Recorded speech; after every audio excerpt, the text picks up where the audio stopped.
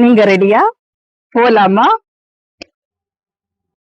ஆளை பார்த்தா டம்மி பீஸா இருக்க, பயங்கரமான ஆளா இருக்கேடா. கடல் அரிப்பு ஏற்பட்டால் என்ன செய்ய வேண்டும்? சொரிஞ்சு விட வேண்டும் சார்.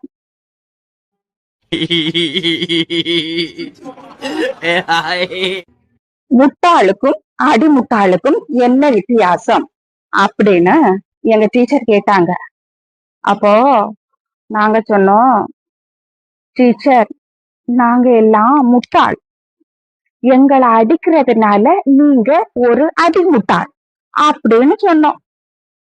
இது என்ன பிரமாதம்? இது விட பெசலைட் ஒண்ணு இருக்கு. ஆண்களே, இது உங்களுக்காக. உலகத்தை மாற்ற வேண்டும் என்றால் இப்போதே மாற்றிவிடுங்கள்.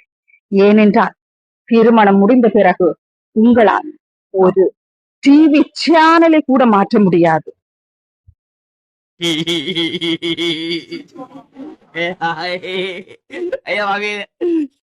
ஒரு அறையில் 20 அடி அகலமும் 60 அடி நீளமும் பெருக்கினால் என்ன வரும் அப்படின்னு டீச்சர் ஸ்டூடெண்ட் கிட்ட கேட்டப்போ அந்த ஸ்டூடெண்ட் என்ன சொன்னான் தெரியுமா?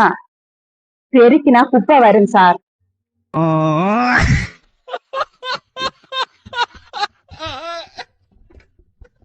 டே, பேஸ்புக்ல இருக்கே, உனக்கு வேற வேலையே இல்லையா அப்படின்னு ஒருத்தர் கேட்டதுக்கு அதுக்கு அவர் சொன்னாராம், நான் பேஸ்புக்ல இருக்கதையே பார்த்துட்டு இருக்கியே, உனக்கு வேற வேலை இல்லையா அப்படின்னு கேட்டாரு.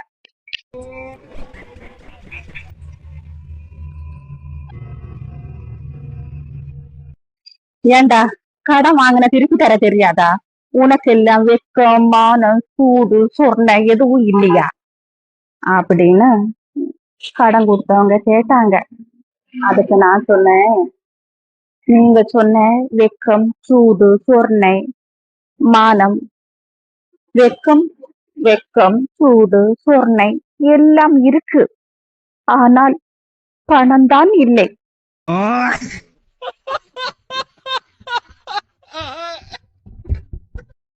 ஏன்டா கொஞ்ச நாளா ஸ்கூலுக்கு வரல அப்படின்னு கேட்டா அந்த பையன் சொல்றான், எங்க அம்மா தான் சொன்னாங்க. என்ன சொன்னாங்க? ஒரே இடத்துக்கு அடிக்கடி போனா மரியாதை இருக்காது அப்படின்னு.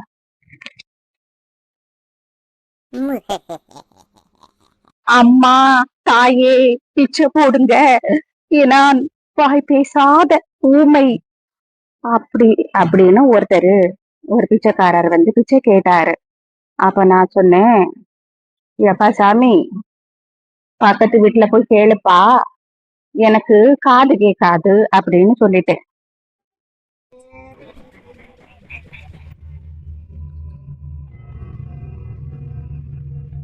ஏன்டா டின்ல என்ன குறையுது அப்படின்னு முதலாளி வேலைக்காரங்கிட்ட கேட்டிருக்காரு.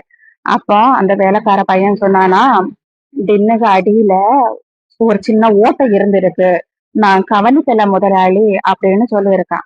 அதுக்கு அந்த முதலாளி சொல்லியிருக்காரு, டேய், என்ன மேலதான் குறையுது, நீ அடியில ஓட்டைன்னு சொல்லி என்னை ஏமாத்தவா பாக்குற அப்படின்னு சொல்லியிருக்காரு.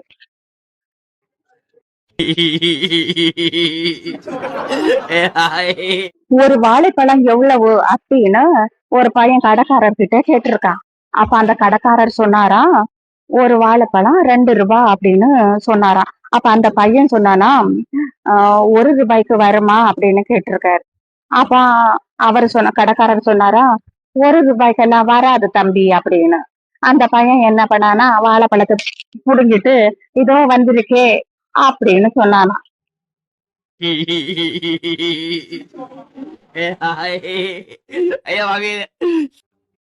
நீ இதுக்கு முன்னாடி யாரையாச்சும் லவ் பண்ணிருக்கியா அப்படின்னு அந்த பையன் அந்த பொண்ணு கிட்ட கேட்டானா. அதுக்கு அந்த பொண்ணு எதுவுமே சொல்லலையா, சைலண்டாவே இருந்தாலும். அப்ப அந்த பையன் சொன்னானா, எதுவா இருந்தாலும் சொல்லு, நான் தப்பா நினைக்க மாட்டேன் அப்படின்னு சொன்னானா. அப்படியும் அந்த பொண்ணு எதுவும் பேசலையா, சைலண்டாவே இருந்தாளாம். அப்ப அந்த பையன் சொன்னானா, இப்ப நீ சொல்ல போறியா இல்லையா அப்படின்னு. உடனே அந்த பொண்ணு சொன்னாலாம், இரு, கொஞ்சம் சைலண்டா இரு, நான் கவுண்ட் பண்ணிட்டு இருக்கேன், அப்புறம் எனக்கு மறந்து போயிடும் அப்படின்னு.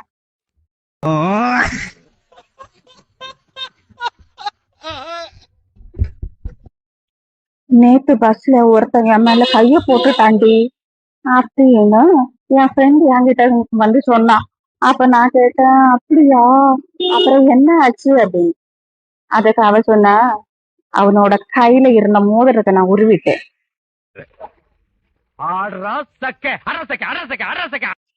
அண்ணே, நாணயமும் சில்லறையும் ஒண்ணுதானே அண்ணே?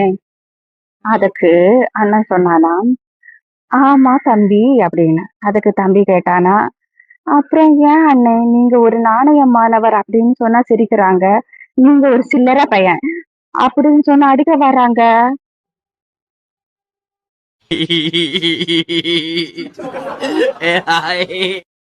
என்னங்க, பொண்ணு கிளி மாதிரி இருக்கும்னு சொன்னீங்க, அருவாளை எடுத்துக்கிட்டு வருது. அதுக்கு மாமனார் சொன்னாராம், இது வெட்டுக்கிளி, அப்படித்தான் இருக்கும்.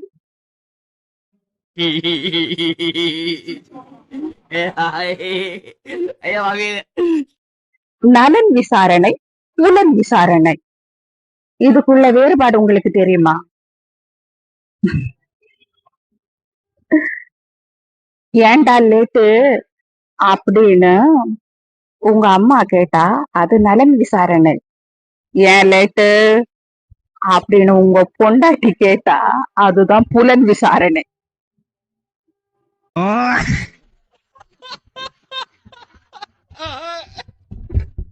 ஒருத்தரு தன்னோட பையனுக்கு குடி எவ்வளவு கெடுதல்னு புரிய வைக்கிறதுக்காக அவர் என்ன பண்ணாராம், 2 டம்ளர்ல தண்ணீரை நிரப்புனாராம்.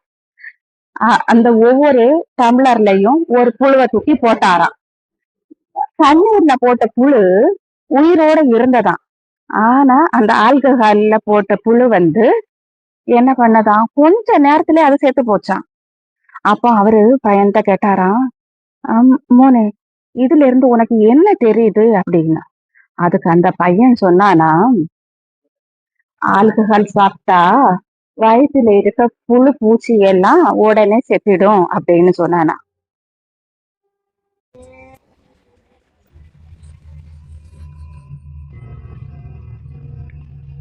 உங்க வீட்டுல நகையெல்லாம் காணாம போச்சுன்னு சொன்னீங்களே, கண்டுபிடிச்சிட்டீங்களா அப்படின்னு கேட்டதுக்கு, ஆமா கண்டுபிடிச்சிட்டேன் அப்படின்னு சொன்னாங்க. அப்படியா, கண்டுபிடிச்சிட்டீங்களா?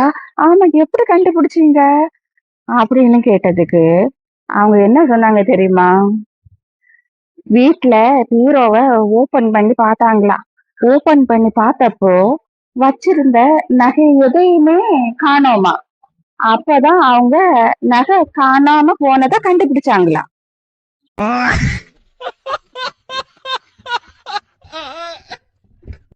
என்னது, கல்யாணம் ஆகி 1 மாசம் கூட ஆகல, அதுக்குள்ள எதுக்கு இவங்க டைவர்ஸுக்கு அலையிறாங்க அப்படின்னு கேட்டா, அவங்களுக்கு ஒரு குழந்தை பிறந்தா அந்த பொண்ணுக்கு வந்து அந்த குழந்தைய டாக்டராக படிக்க வைக்கணும்னு அந்த பொண்ணோட ஆசை.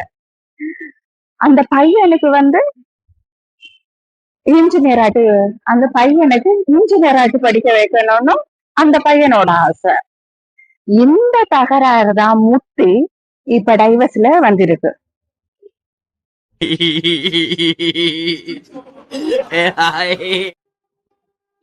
பர்ஸ்ல உள்ள காசை எல்லாம் புடுங்கிட்டு ஒரு புது காலி பர்ஸ தருவாங்க பாரு, அதுதான் நகைக்கடைக்காரன்.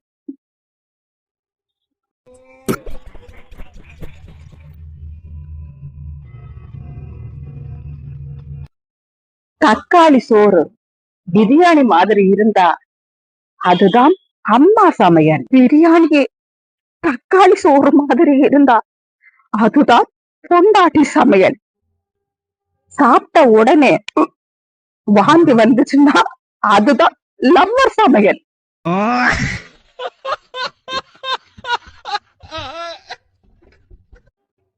உங்கள் வலது கையில் உள்ள இந்த மச்சத்தால் உங்களுக்கு நல்ல மனைவி அமைவாள் என்று ஒரு ஜோசியக்காரர் சொன்னாங்களாம்.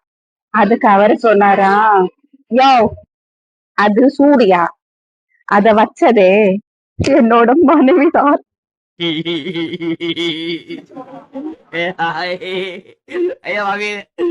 உலகத்தையே ஒரு கலக்கு கலக்கணும்னு எனக்கு ஆசை. ஆனா அந்த கரண்டி தான், அந்த கரண்டி எங்க இருக்குன்னு தான் எனக்கு தெரியல.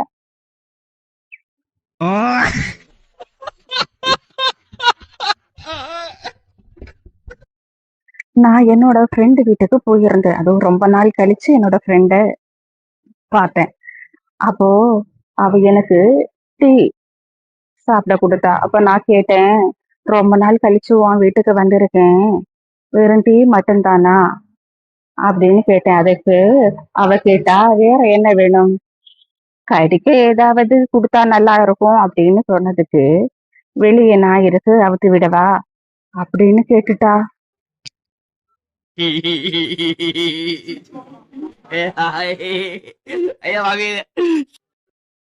டாக்டர் பேஷண்ட் கிட்ட சொன்னாங்களாம், "உங்க கிட்னி ஃபெயில் ஆயிடுச்சு" அப்படின்னு.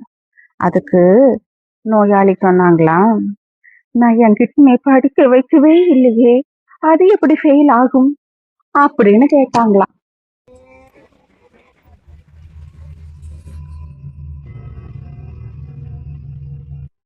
ஒருத்தர் டீ கடையில போய் ஒரு காப்பி எவ்வளவோ அப்படின்னு கேட்டிருக்காரு. அதுக்கு கடைக்காரர் சொன்னாராம், ₹5 அப்படின்னு. அப்போ அவரு சொன்னாராம், "எதிர்த்த கடையில 50 பைசான்னு எழுதி இருக்கே" அப்படின்னு கேட்டாராம். அதுக்கு அந்த கடைக்காரர் சொன்னாராம், "டேய் சாவுகிராக்கி, அது ஜெராக்ஸ் காப்பி" அப்படின்னு சொன்னாராம்.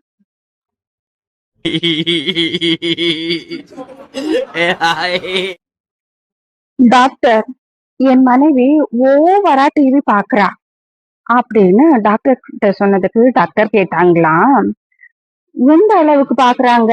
அப்படின்னு. அதுக்கு அவங்க சொன்னாங்களாம், "கரண்ட் கட் ஆனாலும் டார்ச் அடிச்சு பாக்குறா." நீதிபதி திருடன்கிட்ட கேக்குறாரு, "டேய், நீ அவன்கிட்ட இருந்து பணத்தை பறிச்சியா?"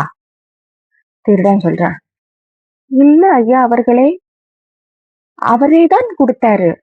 நான் கத்தியை மட்டும்தான் காட்டினேன்."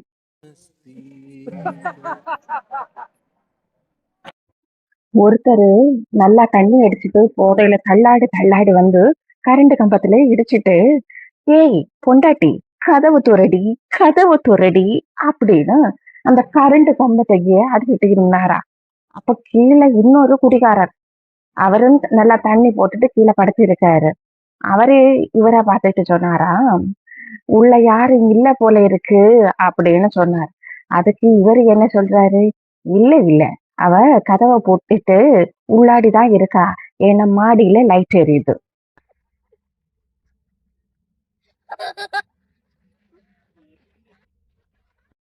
எங்க டீச்சர் கேட்டாங்க, "ஒரு நாட்டின் நல்ல குடிமகனுக்கு என்ன தேவை?" அப்ப நான் சொன்னேன், "ஊறுகாய் டீச்சர்." டீச்சர் சொன்னாரு, "டேய், பக்கத்துல தூங்குறவனை எழுப்பு" அப்படின்னு. அப்ப நான் கேட்டேன், "இது நல்லா இருக்கு, நீங்க தூங்க வைப்பீங்க, நான் எழுப்பணுமா சார்?"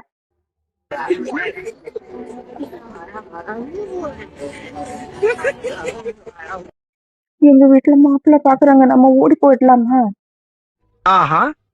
"நீ கட்டின புடவையோட வா, நான் கூட்டிட்டு போறேன்." "கட்டின புடவையோட? அப்ப மாற்று புடவைக்கு நான் என்ன பண்ணுவேன்?" "நீ கவலைப்படாத, என்னோட பொண்டாட்டி புடவை நான் தர்றேன்."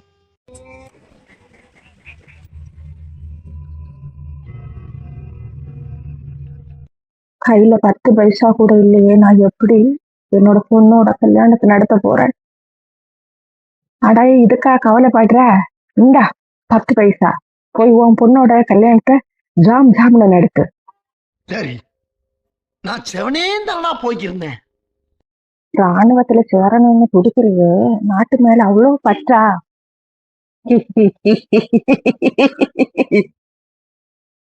போடா, மிலிட்டரி சரக்கு நல்ல மலிவாவும் தரமாவும் இருக்குவாமே, அதான். ஆடுறா சக்க அரசக்க அரசக்க அரசக்க. நான் 1 மணி நேரத்துல பண்றத என் மனைவி 1 நிமிஷத்துல முடிச்சிடுவா. அப்படியா? அப்படி என்ன பண்ணுவா? நான் சமைப்பேன், அவ சாப்பிடுவா.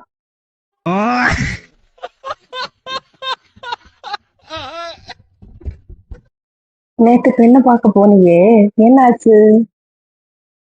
அத ஏன்டா கேக்குற? ஏன்? பொண்ணோட அப்பா பொண்ணு தர மாட்டேன்னு சொல்லிட்டாரு.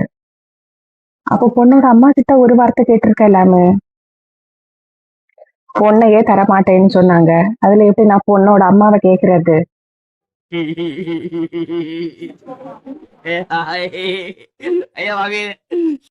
எப்படி மக்களே இருந்தது ஜோக்ஸ் எல்லாம்? நல்லா சிரிச்சிருப்பீங்கன்னு நான் நம்புறேன். நானும் என்ஜாய் பண்ணேன், நீங்களும் என்ஜாய் பண்ணியிருப்பீங்க. இது மாதிரிதான் நாம உயிரோடு இருக்கும் வரைக்கும் நாமும் ஹாப்பியாக இருக்கணும், மற்றவர்களை ஹாப்பியாக வைத்திருக்க வேண்டும். நாமளும் சிரித்து மற்றவர்களையும் சிரிக்க வைக்க வேண்டும். அது ரொம்ப அழகானது. நீங்க ஒருத்தரை அழ வைக்கிறதை விட அவர்களை சிரிக்க வச்சு பாருங்க. அந்த ஃபீல் உங்களுக்கு ரொம்ப பிடிக்கும். ரொம்ப நல்லா இருக்கும். நம்ம லைஃப்ல ஹாப்பியாக இருக்கணும்னா நாம நாம ஹாப்பியா இருக்கணும்னா மற்றவங்களை நமக்கு ஹாப்பியா வச்சிருக்கணும். அப்போ ஆட்டோமேட்டிக்கா நாம ஹாப்பியா இருப்போம்.